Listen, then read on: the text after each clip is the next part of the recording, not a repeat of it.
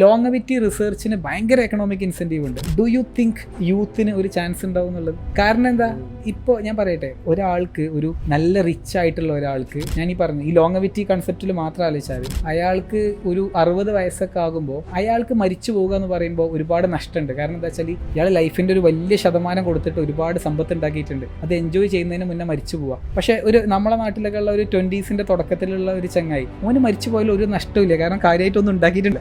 ഞാൻ പറയേണ്ടത് തമാശ രൂപത്തിൽ പറഞ്ഞതാണ്. പക്ഷെ എന്താണെന്ന് വെച്ച് കഴിഞ്ഞാൽ കാര്യമായിട്ടൊന്നും ചെയ്തിട്ടില്ല. അവൻ ചെയ്ത് തുടങ്ങുന്നേ ഉള്ളൂ. എല്ലാത്തിലും അവനൊരു ബിഗിനറാണ്. പക്ഷേ ഒരു 60കളിൽ എത്തിയ ഒരാളെ സംബന്ധിച്ചിടത്തോളം അയാൾ ലൈഫിൻ്റെ പല ഭാഗവും എക്സ്പ്ലോർ ചെയ്ത് കഴിഞ്ഞു. അയാൾ ഒരു പക്ഷേ ഒരുപാട് സാധനങ്ങളിൽ വലിയ പവർഫുൾ റോളിൽ എത്തിയിട്ടുണ്ടാവും. ആ ആൾക്കാർക്ക് റിജുവനേഷൻ തെറാപ്പികൾ വഴി മറ്റുമൊക്കെ ഒരുപാട് റിജുവനേഷൻ തെറാപ്പികൾ വന്നുകൊണ്ടിരിക്കുക. ഡാറ്റ അവൈലബിൾ ആയിക്കൊണ്ടിരിക്കുക. അപ്പോൾ 3D പ്രിൻറ്റിങ് വഴി അവയവങ്ങൾ റീപ്ലേസ് ചെയ്യാൻ പറ്റുമെന്ന് വെക്കുക, സ്കിന്നിൻ്റെ ഏജ് റിവേഴ്സ് ചെയ്യാൻ പറ്റുമെന്ന് വെക്കുക. ഇങ്ങനത്തെ പോസിബിലിറ്റികൾ അയാൾ